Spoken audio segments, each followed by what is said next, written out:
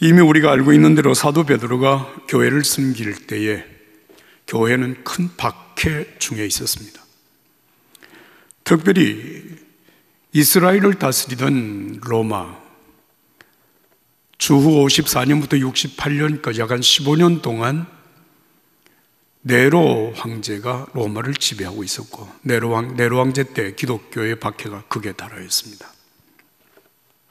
이런 박해로 말미암아 고향을 떠나고 교회를 떠나서 전혀 다른 이방 세계 속에 이방인들과 함께 어울려 살아가는 흩어진 나그네 같은 그리스도인들에게 사도 베드로를 통하여서 주신 말씀이 베드로전서 그리고 베드로후서의 말씀입니다.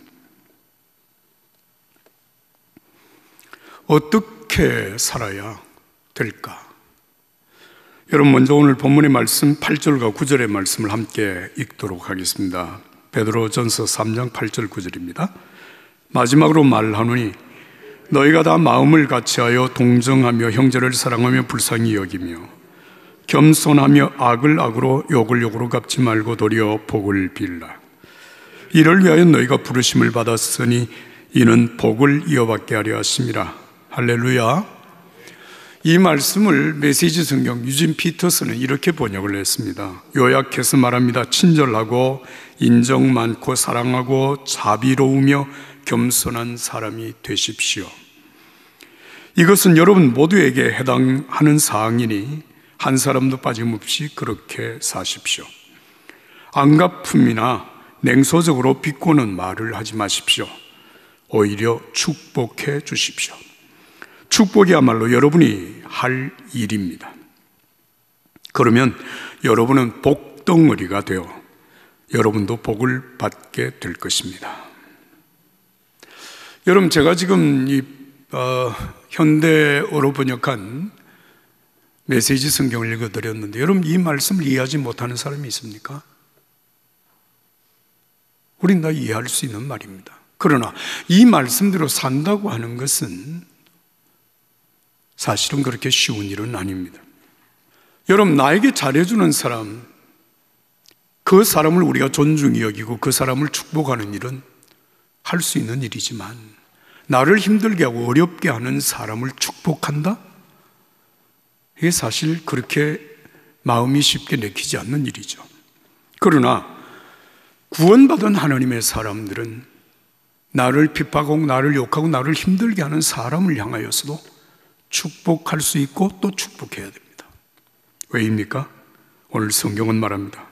구원받은 나는 복덩어리이기 때문입니다. 여기서 복덩어리라고 하는 말은 복의 통로라고 하는 말로 이해를 하셔도 됩니다. 여러분, 구원받은 하나님의 사람들이 전혀 다른 가치관을 가진 사람들 속에 살아갈 때, 여러분, 만약에 우리가 사사건건 문제를 삼고 시비를 걸고 싸운다면 그리스도인들이 발붙일 곳이 있을까요? 세상 어디에도 그리스도인은 발을 붙일 수가 없을 것입니다. 이방인들의 세계 속에서 어떻게 믿음을 지키며 살아갈 수 있을까요? 사실 예수님께서 2000년 전에 하늘 영광 보좌를 버리고 이 땅에 오셨을 때 예수님은 전적인 이 세상의 이방인이었습니다. 전혀 다른 가치관을 가지고 사는 이 세상 속에 예수님이 오셨을 때 그를 반기는 사람은 아무도 없었습니다. 예수님이 태어날 때 방 한 칸 내어주지 않았습니다. 그래서 여러분, 구유에 탄생하신 분이 예수님이십니다. 머리 둘 곳 없이 사셨던 분이 예수님이십니다. 그러나 그 예수님께서 마침내 이 세상에 복음을 편만하게 하셨고 이 땅 위에 교회를 세우고 하나님의 나라를 확장시켜 내신 것입니다. 무릇 하나님의 사람들은 세상을 그렇게 사신 것입니다. 예수님이 그렇게 사셨고 믿음으로 사는 사람들은 그렇게 세상을 살았습니다. 여러분, 요셉이라고 하는 사람을 아십니까? 17살 때 꿈으로 하나님의 비전을 보았고 그 꿈 때문에 형들에게 미움을 받고 결국 가정에서 살지 못하고 애굽의 상인들에게 노예로 팔려가서 노예로 생활을 하게 됩니다. 얼마나 어려웠을까요? 그러나 그 속에서 요셉은 하나님이 함께 하심으로 하나님의 사람으로 살았고 복의 통로로 살았습니다. 마침내 그는 애굽의 총리가 되고 애굽 땅을 하나님의 나라로 만들어가는 하나님의 일꾼이 되었습니다. 또 우리가 신약 성서에서 사도 바울을 보게 됩니다. 여러분, 사도 바울은 예수 그리스도를 박해하던 박해자였으나 그가 예수님을 만나고 바울이라고 하는 사람으로 변화되고 온 세상 구석구석을 다니면서 복음을 전하였습니다. 얼마나 어려웠을까요? 그가 당했던 어려운 모든 고난을 성경은 자세하게 기록을 하고 있습니다. 정말 말로 표현하기 어려울 만큼 생의 위기를 맞고 정말 목숨의 위기를 만난 순간들이 얼마나 많았는지 모르지만 그는 믿음을 포기하지 않았을 뿐만 아니라 가는 곳마다 예수 그리스도의 복음을 전하여 수많은 영혼들을 구원하고 교회를 세우고 하나님의 나라를 이 땅 위에 견고하게 세워간 하나님의 사람, 그 사도 바울의 헌신을 통하여서 여러분, 오늘 우리들에게까지 예수의 복음이 전파되었고 우리가 하나님의 자녀가 된 것은 분명한 사실입니다. 이들에게 삶에 여러 가지 여러분 공통점이 있습니다. 편안하게 부모, 형제들과 함께 살지 못하고 이방 땅으로 가서 살 수밖에 없었고 그 땅에서 믿음을 지켰을 뿐만 아니라 그 믿음의 복음을 전거하고 하나님의 나라를 확장시켜 나갔던 하나님의 사람들이었다는 것입니다. 이들이 동일하게 고백하는 고백이 있습니다. 나는 연약하나 하나님이 나와 함께 하심으로 이 모든 일이 가능하였습니다 라고 하는 고백입니다. 오늘 저와 여러분들의 고백도 이와 같이 이루어질 수 있기를 예수님의 이름으로 축복합니다. 한번 따라서 합시다. 하나님이 함께 하심으로 모든 것이 가능하였습니다. 여러분, 우리가 어려운 상황에 처할 때마다 내가 어떻게 살아야 할 것인가 사실 고민도 되고 두렵기도 합니다. 그러나 우리가 믿음으로 세상을 살아가면서 정말 그리스도인으로 구원받은 하나님의 자녀로 어떻게 살 것인가에 대하여서 여러분 학위 논문을 쓸 이유는 없습니다. 가장 중요한 것은 내가 구원받은 하나님의 자녀라고 하는 내 신앙인으로서의 정체감이 분명하고 하나님이 나와 함께 하신다고 하는 이 분명한 믿음을 가지고 내가 오늘 이 상황 속에서 어떻게 살 것인가를 생각하고 살면 됩니다. 지금 전 세계의 영적인 큰 지도자 중에 한 사람이 달라스 윌라드라고 하는 사람의 글에 이런 얘기가 있습니다. 한 번은 어떤 사람이 이렇게 물었습니다. 영적으로 성장하려고 하면 어디서부터 시작을 해야 될까요? 성경을 많이 읽어야 될까요? 기도를 더 많이 해야 될까요? 교회도 열심히 나가야 될까요? 그때 윌라드의 대답은 전혀 뜻밖이었습니다. 지금 눈앞에 있는 옳은 일을 하십시오. 그걸 하다 보면 교회에 가게 될 수도 있습니다. 도움이 필요해질 테니까요. 자기 눈앞에 있는 옳은 일을 하는 것만큼 우리를 하나님 나라로 빨리 이끌어주는 것도 없습니다. 도움이 필요해질 테니까요. 그리고 하나님이 그 상황에 계시기 때문에 당신은 필요한 도움을 받을 수 있습니다. 그렇습니다. 여러분, 내가 사는 삶의 자리에서 내가 어떻게 살 것인가? 지금 눈앞에 옳은 일을 하는 것입니다. 기쁘게 부지런히 일을 하십시오. 바로 옆에 있는 사람을 격려하십시오. 누군가의 하루를 밝게 해주기 위하여서 여러분 이 메일을 보내십시오. 다른 사람들의 표정을 유심히 살피며 그들의 마음을 읽으려고 노력하십시오. 잘못했을 때는 주저하지 말고 사과하십시오. 넉넉히 일찍 출발하지 않아서 모임에 늦었을 때에 차가 막혔다는 핑계 같은 것을 대지 마십시오. 도로에서 다른 차들이 끼어들 때 여러분 양보해 주십시오. 까다로운 사람들을 참아 주십시오. 특히 자녀들에게 화를 내지 마십시오. 여러분 어렵습니까? 어려운 얘기가 아닙니다. 하나님의 자녀로서 하나님이 나와 함께 하시기 때문에 오늘 내 눈앞에 내가 할 수 있는 작은 선한 일을 하나씩 해가는 삶이 바로 성도의 삶입니다. 베드로전서 3장 15절과 16절의 말씀 우리가 한 목소리로 읽겠습니다. 3장 15절 16절입니다. 너희 마음에 그리스도를 주로 삼아 거룩하게 하고 너희 속에 있는 소망에 관한 이유를 묻는 자들에게 대답할 것을 항상 준비하되 온유와 두려움으로 하고 선한 양심을 가지라. 이는 그리스도 안에 있는 너희의 선행을 욕하는 자들로 그 비방하는 일에 부끄러움을 당하게 하려 함이라. 할렐루야. 사랑하는 여러분, 정말 구원받은 하나님의 사람들은 언제 어느 곳에 어떤 형편에 놓여 있든지 간에 바라보아야 될 분이 한 분이 계십니다. 누군지 아시죠? 예수님이십니다.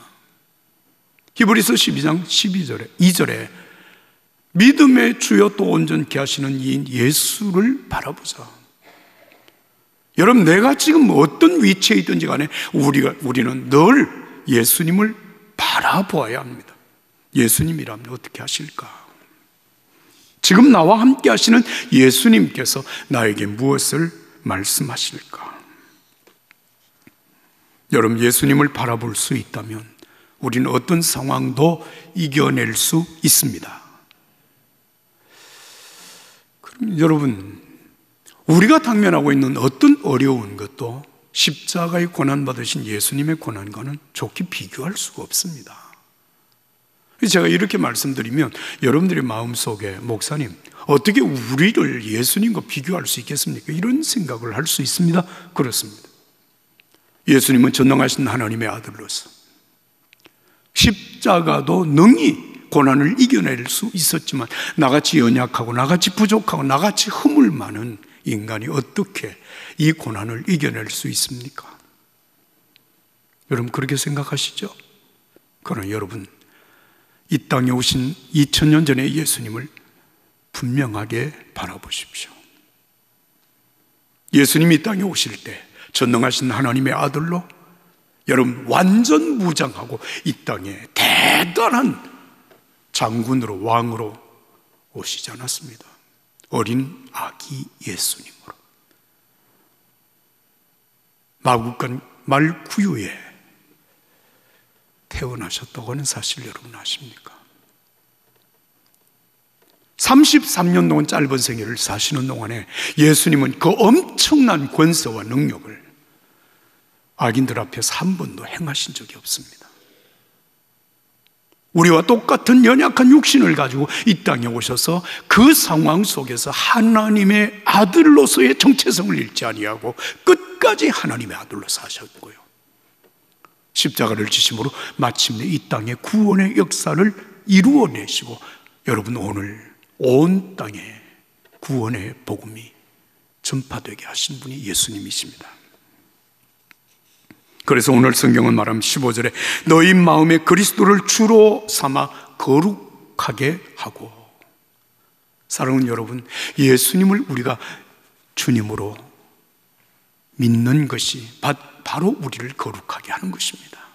그리고 그리스도 안에 있는 너희의 선행을 행하라고 말씀을 하고 있습니다. 사랑하는 여러분, 내가 처해 있는 상황에서 예수님을 바라보십시다. 내 형편에 너무 골몰하고 있는 동안에 주님을 망각하지 말고 그 상황 속에서도 눈을 들어 예수님을 바라보십시다. 내 능력의 부족함으로 말미암아 여러분 절망하고 좌절하지 말고 정말 예수 그리스도 이 주님을 바라보십시오. 붙드십시오. 고린도전서 1장 22절 이하의 말씀입니다. 유대인은 표적을 구하고 헬라인은 지혜를 찾으나 우리는 십자가에 못 박힌 그리스도를 전하니 유대인에게는 그리끼는 것이요 이방인에게는 미련한 것이로되 오직 부르심을 받은 자들에게는 유대인이나 헬라인이나 그리스도는 하나님의 능력이요 하나님의 지혜니라. 그렇습니다. 부름받아 구원받은 하나님의 자녀들에게는 예수님은 하나님의 능력입니다. 하나님의 지혜입니다.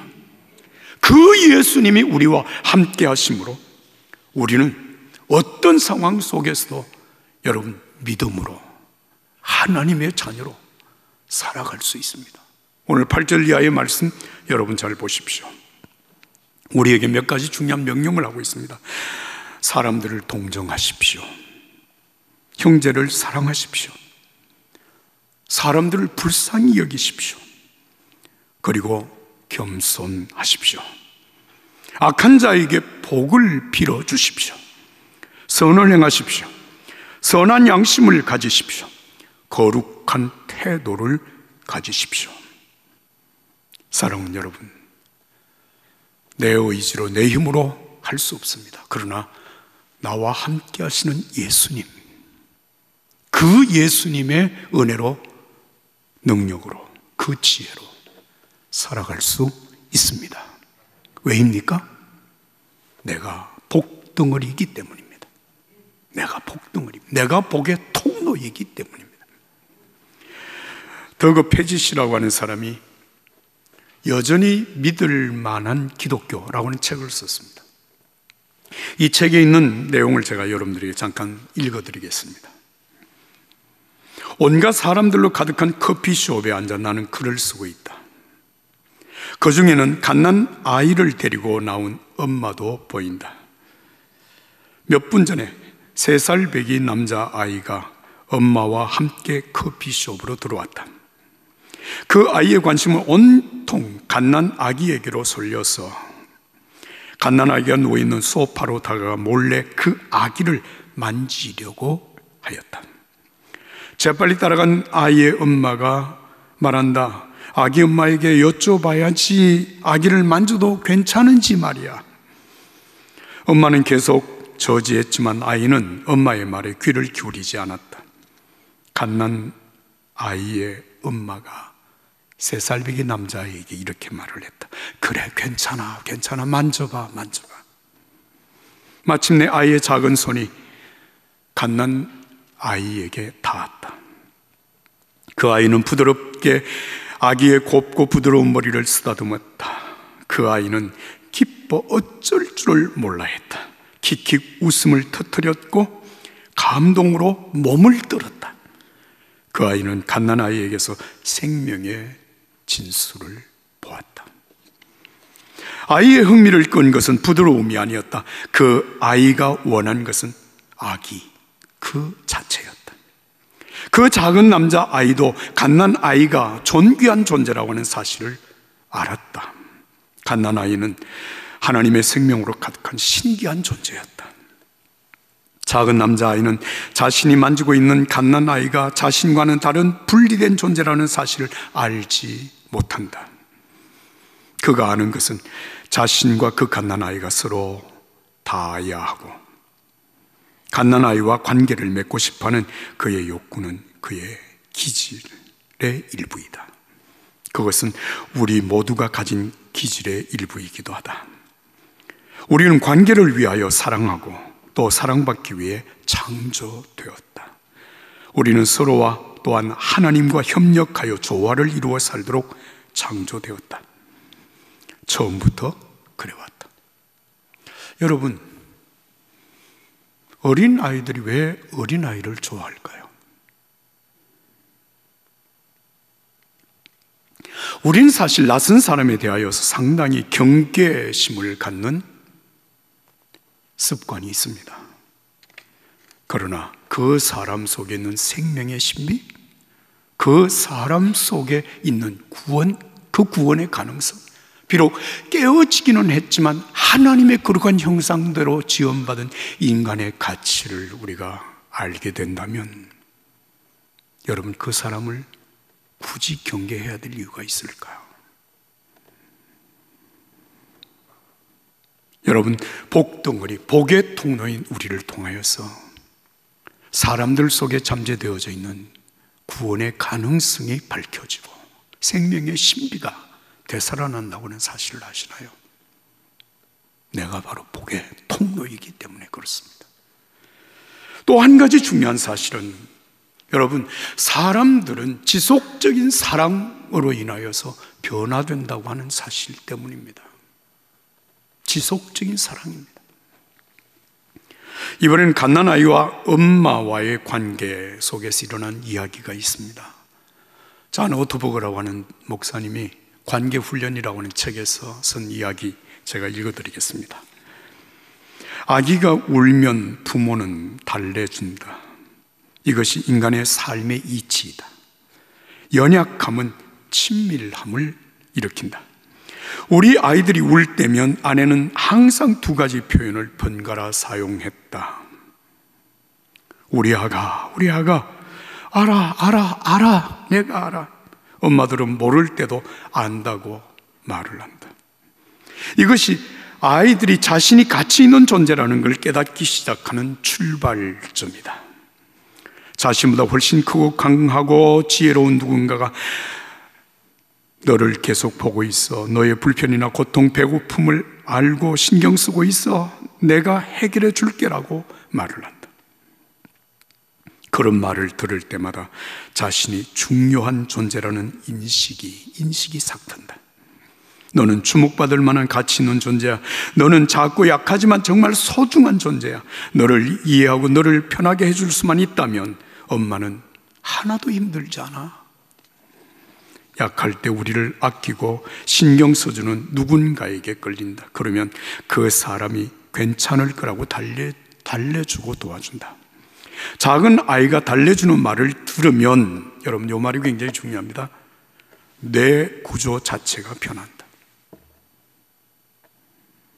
작은 아이가 달래주는 말을 들으면 뇌 구조 자체가 변한다. 두려움은 줄어들고 안정감이 깊어진다. 세상이 더 안전한 곳으로 보인다. 우리 아가, 알아, 내가 알아. 모든 어머니가 자녀에게 하는 가장 흔한 이 말이 성경에서 가장 자주 나타나는 우리를 향한 하나님의 사랑의 말이라고 하는 것은 우연이 아닙니다. 두려워하지 마라. 내가 내 곁에 있어. 내가 너를 도와줄 거야. 하나님과 친밀해질수록 스스로 안정감을 느끼고 사람과 주변 세상과의 관계가 좋아진다. 사랑하는 여러분, 받은 것이 없으면 남에게 줄 수도 없습니다. 나를 향한 하나님의 사랑을 진실로 깨닫고 여러분 경험하게 된다면 나도 사람들을 사랑할 수 있습니다.